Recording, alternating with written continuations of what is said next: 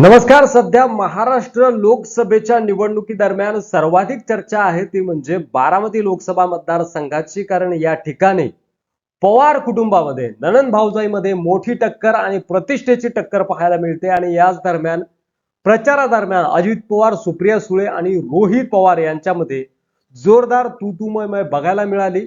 अजित पवार यांची जीभ कशा प्रकारे घसरली, सुप्रिया सुळे यांनी अजित पवार यांनी दिलेल्या धमकीला काय उत्तर दिलं आणि रोहित पवार यांनी कशा प्रकारे दंड थोपटलेत ते बघणार आहोत या व्हिडिओमध्ये. कर्जत जामखेडला तुमचे काय असेल तिथं दादानी असं केलं, दादानी तसं केलं. जो तुम्हाला धमकी देतो त्याला फक्त माझा मोबाईल नंबर द्या. याचं कारण असं की ते ज्यांना घाबरतात ना दिल्लीत, त्यांच्या समोरच अमोलदादांनी भाषण करतो आणि डंके की चोट पे भाषण करतो. कोण सांगतं दिल्लीला आम्ही दोघंच नडतो? अरे दिल्लीला तुम्ही दोघं नडता, परंतु आमच्या लोकसभा मतदारसंघाचं नुकसान होतंय त्याचं काय? तिथं नडून नाही चालत, तिथं आपलंसं करून कामं करून घ्यावी लागतात. तिथं विश्वास संपादन करून कामं करून घ्यावी लागतात. आपल्यातले लोक जे 35 वर्ष साहेबांबरोबर होते, नेते होते, मंत्रीपद दिली, मोठी मोठी पदं दिली आणि आता कुठे जाऊन बसले? भाजप बरोबर. ह्या आपल्या नीरा उजव्या डाव्या कालव्याचंही पाणी कमी झालेलं आहे, त्यालाही आपल्याला पाणी जास्त आणायचंय. आणि हे जे पाणी थांबू, हे करू ते करू, जे काही लोक म्हणतायत त्यांना मला एवढंच सांगायचंय, सत्ता आमची येणार आहे त्यावेळेस तुम्ही अजिबात आता बघा तुमचं काय करतो आम्ही. स्वतः माझे थोरले बंधू राजेंद्र पवार मला म्हणले माझ्या रोहितला जिल्हा परिषदेचे सदस्य केलं पाहिजे. कुठला गट कुठला गट कुठला गट, शेवटी मी हा गुणवडी आणि श्रीसुफळ गट निवडला. साहेबांना फोन केला, साहेब म्हणले अजिबात नाही, राजकारणात दुसऱ्यांनी यायचं नाही, धंदा पाणी करा, बारामती अॅग्रो बघा. म्हणलं साहेब ते वडील पण फार आग्रही आहेत आणि तोही खूप आग्रही. मी सांगतोय ना नाही, फोन दिला ठेवून. मी पुन्हा रात्री राजूदादाकडे गेलो. मला गावातल्या एकाने सांगितलं राजूदादांनी अपक्ष फॉर्म रोहितचा भरायचं ठरवलेलं आहे जिल्हा परिषदेला.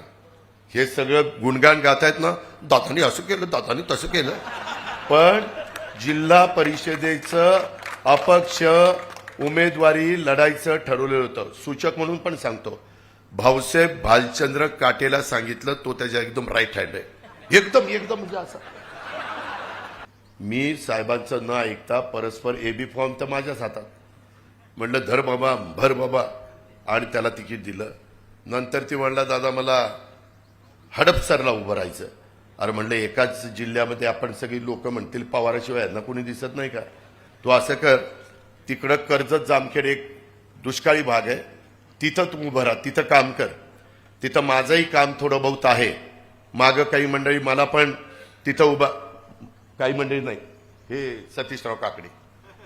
सतीशराव काकडे मला वाटतं 10 वर्षापूर्वी मला म्हणले होते की तुम्ही तिकडं जा, कुठं कर्जत जामखेडला, तुमचे काय असेल तिथं घाला म्हणणार नाही, करा म्हणणार.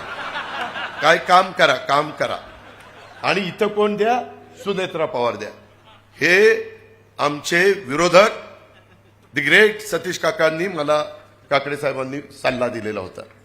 याला म्हणलं ही अवघडच झालंय, लोक म्हणतील आता नवरा पण बायको पण असं काय चाललंय. आणि मी काही त्या भानगडीत पडलो नाही. मला काकांनी आग्रह केला पण मी काही पडलो नाही त्याच्यात. मी हे सगळं खरं सांगतोय, तुम्हाला सगळ्यांना माहिती आहे. शिवाजीराव, कैलास, मी खोटं त्या ठिकाणी बोलत नाही. संग्राम, तुझ्यामध्ये कुठल्याही परिस्थितीमध्ये ह्याच्यात चुकीचं त्या ठिकाणी होत नाही, हे आपण सगळ्यांनी लक्षामध्ये घ्या. आणि ह्या सगळ्या घटना शेवटी आम्ही निवडून आलं. साहेब पण मला चिडले की कशा करता तू, नाही ते करत असतो, ऐकत नाही, हट्टीच आहे, अमकं आहे, तमकं आहे. आता ठीक आहे, बोलणी तर खावीच लागतात वरिष्ठांची, ती तर आपल्या मराठी संस्कृतीमध्ये चालतंच ह्या सगळ्या गोष्टी. आणि आता अगदी बाबा तेही एक राहिलं, हडपसरला मी म्हणलं अरे तिथं ह्याला तिकीट आपल्या चेतनला, आणि तिथं कुठं चाललाय?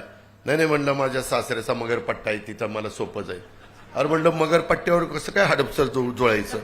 5.5 लाख मतं, फार तर फार मगरपट्टा 25,000चा, 25,000 कुठं, 5.25 लाख कुठं? म्हणलं आपलं तिकडंच चल. आणि तिकडं त्याला तिथं तिकीट दिलं. मगरपट्ट्यामध्ये देखील त्यांनी मागणी केलेली होती. काही गोष्टी सुनील तटकरेंनी सांगितलेल्या आहेत, त्याच्या मी खोलात जात नाही. परंतु आज आता तिथं पोकळी निर्माण झाली. काही काहींना आत्ताच आमदारकीची स्वप्न पडायला लागली. आता काय सांगू त्याच्यामध्ये अशा पद्धतीनं ह्या सगळ्या गोष्टी सुरू झाल्या. सांगावं तेवढं थोडं आहे.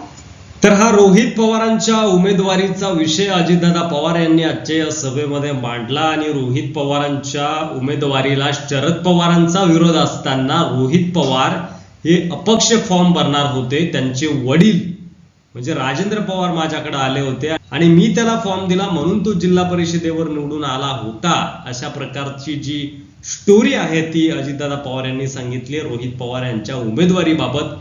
तर या सगळ्या याच्यावर तुमचं मत काय आहे कमेंट बॉक्समध्ये लिहायला विसरू नका आणि असेच व्हिडिओ पाहत राहण्यासाठी मराठी मंडळीवर नवीन असाल तर सबस्क्राईब करा. धन्यवाद.